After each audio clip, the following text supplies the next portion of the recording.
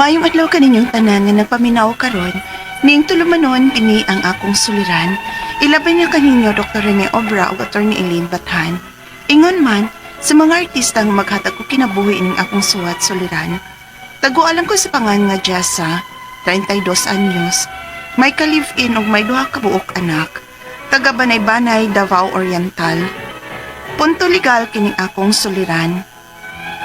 Kabahin kini sa akong anak. Anak ko maguni siya sa una na akong ka-live-in.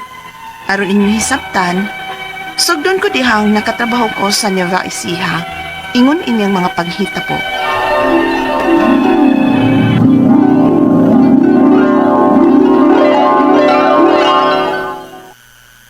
Bumukol na lang tayo. Ha? Mag-ipon ta? May laman naman kayang tiyan mo. Mag-live-in na lang tayo. Pero, daoy, pagagalitan ako sa mama at papa ko nito. Huwag mong ipaalam sa kanila. Ha? Huwag ka na magtrabaho. Ako na bahala sa iyo. Cedric.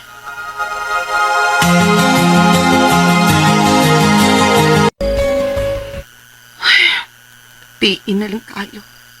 Paano pa yun mauli si Cedric? Buntag pa tumikikan.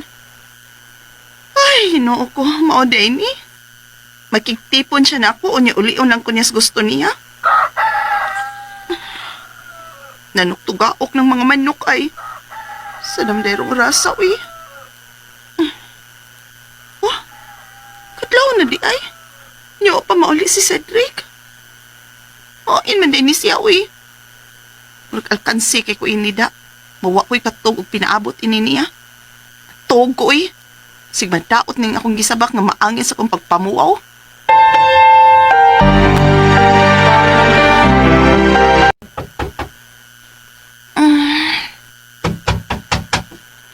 Kisabay. Marag may nanuktok man tos baltahan. Gusto, papamanay mauli si Cedric. Wa pa din sa akong tupada. Yes! Siya nagkidlaki. Kadiyot! Puntag naman, Dewi. Hayag na. Anong oras na? Matulog muna ako. Pwede ba? Ayoko nang ingay. Cedric! Sa? Pirmi kang maggutman? Og mabdus ka? La, dili biya na maayo. Sahay ka ni. Makaon na lang kong bayapas kung may makitaan kong bayapas. Aron matambalan lang yun ang akong kagutom. Uy, wala pa uli sa ato sa Mindanao dayo, oy. Antos ka man anang nakapamabdos ni mo, nga ulion ka lang sa gusto niya. Ti, aw mo na mo gikan og buntag, unya ulion sa kag buntag nga way kwartang ihatag nimo.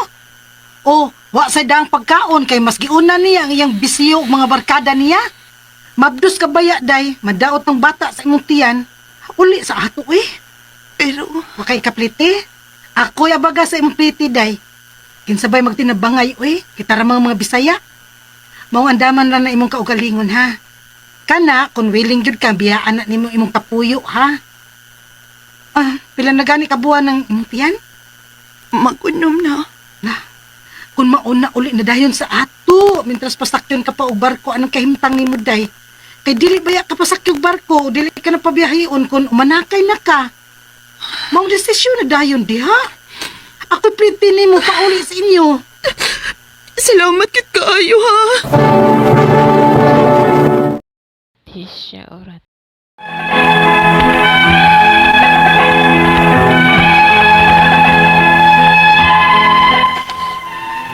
Nakapauli gyud ko sa amo sa Mindanao sa tabang sa kapwa nako Bisaya nga nakailan ako nga silingan sa akong naipon sa Nueva Ecija.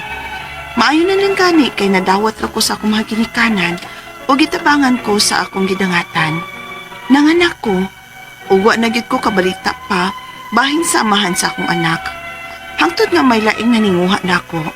Si Noel, gidawat nako kay pila naman sab katuig ang akong anak. Deserve sad na akong mahalon o panggaon sa uban.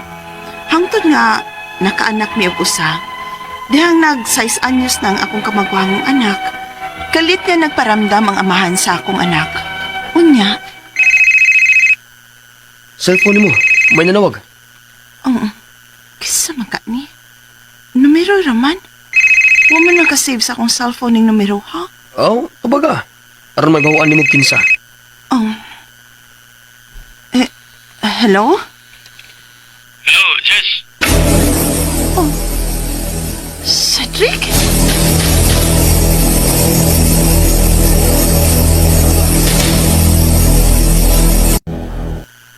Pila yung ipada. 2K? Oh, maayo na na. Para ito siya.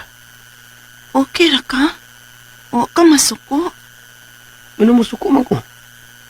Katungod sa bata nga makaila siyang amahan.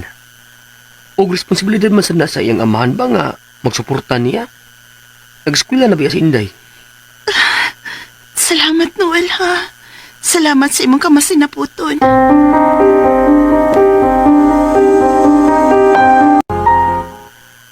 Maayo kay buutan na sa dayang imong nabana, Jess. Kaipon pa lang nako siya day, uy. Pero plano na namong magpakasal pohon. Oh, bana na uy. Kay kamo na good. Og may anak na mo. Pohon lit. O salamat sa imong tabang, ha? Nga makasuporta si Cedric sa among anak. Nagpadahan na gyud siya day. O ginaot nga sige-sige na ni. Daghan gyud kayong salamat.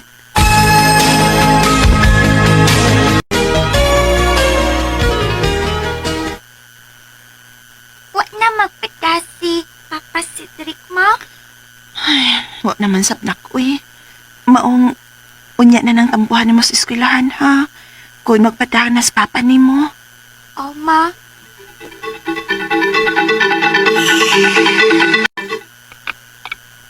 Day, wa na si Cedric diri sa ilang lugar. Ha? Murag, ang last na kong nabalitaan, na narbaho sa Manila. Ug, wa naman sa mabalik sukad diri sa Nueva Ecija, eh. Mao ba di Ailet? Ay, asa na sa katong tawhana, uy? Oh, amin ako, og nagsige-sige na siya padani mo alang sa inyong anak. Oh, atong nag-edad pa lang og size nga to sitting among anak, Lit. Pero karon nga nag-8 na, wa naman sa magpadaoy. Na? Asa magkada itong tawhana?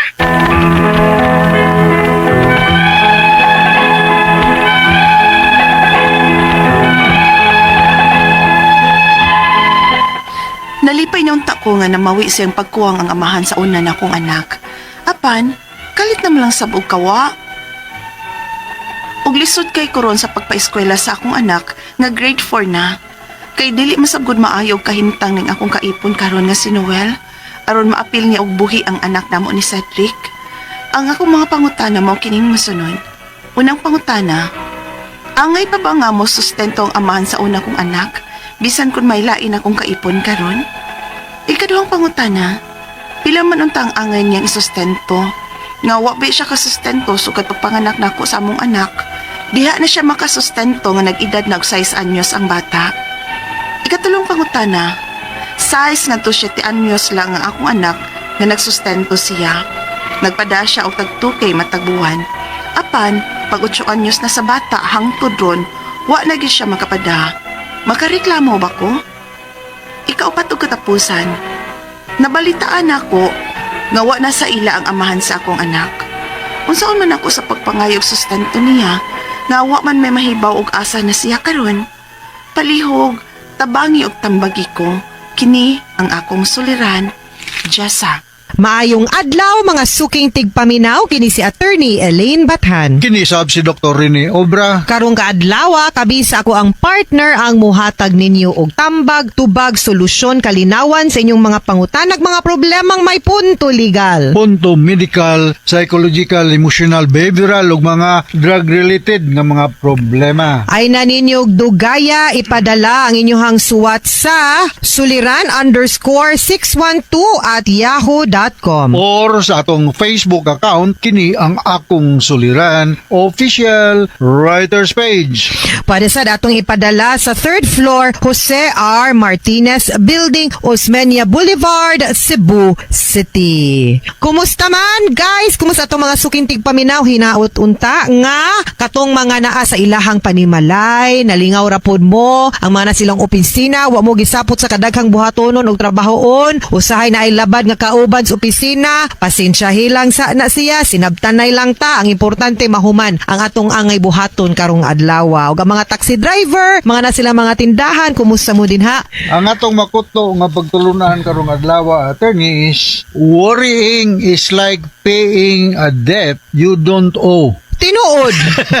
Bakit ginukto kang gikatong imong gikano Nga wa ka kita mo nga nganong apikado kunya kato siya wa. Wa. Kay ikaw nagpadamang ka. Katogag siya to nagsingalong. Mao na. Oo. Lisod kaayo ning inani man dita pada. Alkansi ta, pildi lagi na maglagot no mo ginatong giingon. So stop worrying. Cast all your worries, no? Yes, okay sa mga i-greet na to today, partner. Yes, kung i-greet ang mga taga Mindanao, no? So, mayong pagpaminaw sa mga taga Mindanao. Si Doktora Nardisa Villamor Cabillo sa Sindangan, Zamboanga del Norte. The same is true to Lloyd Vistil. Jake Flores sa Davao. Robert Amistoso sa Zamboanga del Norte. Dr. Sagen sa Davao, no? Niki Kulina, mga doktor ni attorney, no? Renato Yes. Jagan, Aik Aradasa, Noni Cabal, Almer Alfonso, isa pa man, Nini Luyam, Ryan Limbasan, Ruina Mulaan, Ibilin Dawis or Davis, Captain Dini Ilarcusa diya sa Batoliti, mayong pagpaminaw. Yes, and to Annelida Heludo Flores. Hello, ma'am. Always gani siya masigigreet. Metodia Dioso, Jaja Batia Herodias of Camotes, Sally Alfante, Ate Nancy Casas Anyasco, ug kang Beverly Padua de los Reyes, and also to Jane Helen Carabuena, Tinga ug kang Lu Aleo Gotong. Thank you kayo sa inyong padayon nga pagpaminaw. Also kang Jures Ken, nangita taon siya nato Dok, kay ano kuno wa siya kadungog. Nilarga banggog ko mo nang si Doc Obra pod mo ini. Puli, no? So kana siya. Unya nandiyo ko iklaro kay kani dingon ni siya Taki si Kari Tumbi. Good morning, attorney guwapa. Do you agree Labubu dolls are evil dolls? I don't agree. Nauso ng toy karon Doc ba kaning mga Labubu kay these are just mythical nga mga gihimo nga storybook sa usa ka Chinese nga national no nga nasikat, and then these are mga Nordic na mythology in Norway. Sa una sa high school na uso po nang gitawag nila nga troll ga collect sa guana aparyo na they are just toys. You know, ang pinaka-importante aning tanan is that just for fun and hobby ra na siya, unya wa na nimo wa ka mag-ampo ana, wa man na nimo sila gi-idolize, no? Just for fun lang, no, pang good vibes ra gyud in town ni. So good vibes ra gyud ta. So ang kanang mga Labubu craze kay kita man sila, kay ako complete ko sa Labubu kay cute man, nya makalingaw man sila, pero hugot ko ang ato ang pagtuo, gihapon og ato ang pag-ampo. Okay? Okay, so ang atong letter sender si Yes. Jisa, no? Legal. Punto legal. Unang pangutana ni Gisa, angay ba nga magsustinto ang amahan sa una kong anak bisan kung may lain na kung kaipon karon? Yes, of course, no? Kay wa man na magingon nga kay abi wa mo magkadayon, putol inyong relasyon, putol pud imong obligasyon. Dili man na ingon ana, naputol ang imuhang relasyon sa inahan. Pero ang imuhang dugo naglatay, nagkatay man na sa imuhang bata. So padayon gihapon ang imuhang obligation ngadto sa bata. Wa man gani mo nagkadayon kay wa man mo nagbinyo, nagbuwag man mo, di man na nimo kadugo ang imuhang uyab, kalibin ug kapikas, pero ang bata in town. Imo man ang flesh and blood, co-maker man kapag himo ana. No? Co-maker, ha? Ko, di ba? So, kinahanglan gyud nga naa kay obligation for child support ug uban pa, pag-aruga, pagmahal, no, tanang obligations of a parent naka-attach gyud na siya din ha, no? Alright. Sunod pangutana? Ang pangutana. Ila manunta ang angay niyang sustinto or isustinto. mga wala baya siya kasustinto sukad pagpanganak nako sa among anak. Diha na siya nakasustinto nga nagedad na og 6 years old ang bata. Ang ako sang pangutana nganong wa man ni siya mo sustento from 1 to 5 years old, no? Wa ba ni siya trabaho atong panahon na or naglisod siya? Ang kanimang gong paghatag na tug suporta duhay basihan ani kung pila ang gikinahanglan sa bata nga angay og support ug pila pod ang ikaduha pila po'y kapasidad sa gipangayuan na tug suporta. Timan ang support dili man na magdepend sa papa lang or mama lang or kinsay atong gipangayuan, duha man pod na. No kay obligado baya both parents, no? So magdepende na siya. Di ko katubag og pila kay kung moingon kog kung ang imong gikinahanglanon kada buwan 2,000 ra kay size pa man ni, no? Ang eskwela, ang tuition, ang eskwelahan unya, ang kaya ihatag 1,500 ra, di man pod gyud nato mapuga ang 500, no? So or kung 2,000 unya kaya daig 3,000 aw mas may na lang na ang 1,000 butang nato sa savings account baron sa bata, no? In kasog sakit or makuhaan pa ba natog insurance or kanang educational plan puhon sa sobra and the things like that. But mo na basis nato for support, okay? Kay katulong pangutana, 6 to 7 years na ang akong anak nga nagsustinto siya. Padala siya og tag 2,000 matag buwan. Apan pag 8 years old na ang bata hangtod ron, wala na siya kapadala. Makareklamo ba ko? Pwede gyud kaayo ka makareklamo kay number 1 siya man ang papa ana unya mura man gyud na, that's the only basis nganong naatay katungod nga makapangayo ta og support, no? Kay the fact na naghatag siya pag 6 to 7 nganong maputol man pag 8 pero mula gina ato pong tanawon ang circumstances unsa poy rason nganong wa, but the importante consistent gyud ta dapat maghatag og suporta sa bata, ha? Okay, ikaw pa to katapos ang pangutana. Nabalitaan ako nga wala na sa ila ang amahan sa akong anak. Unsao man ako sa pagpangayo o sustento niya nga wala naman mahibaw ug asa na siya karon. Asa man dayang pamilya ana wadi ka kibaw og asa na puyo, no, sa kanang bata adto ana dito sa last known nga address pangitao nato og suway og asa gyud kay para ma-located nato, no? Kay dili man na pwede nga dili nato i-locate kay kung magkinihaay ta kinahanglan man gyud ta sad sa address kung asa mapada ang court order para makahatag nagsustinto ngadto sa bata, ha? So i-locate na ngadto mga kaila, mga pamilya, parinti and the like, ha? Okay. Mga suking tigpaminaw, hinaot unta na naamoy na kutlo na pagtulunan karong adlaw. Kini si Attorney Elaine Bathan. O kinisab si Dr. Rene Obra. Daghan kayong salamat sa inyong pagpaminaw sa atong tulumanon. Hangtod sa sunod nga sugilanon din higapon sa tuang programa. Kini ang akong suliran gikan sa RMN Production Center. Radio mo nationwide tatak Ariman. Daghang salamat ug maayong adlaw.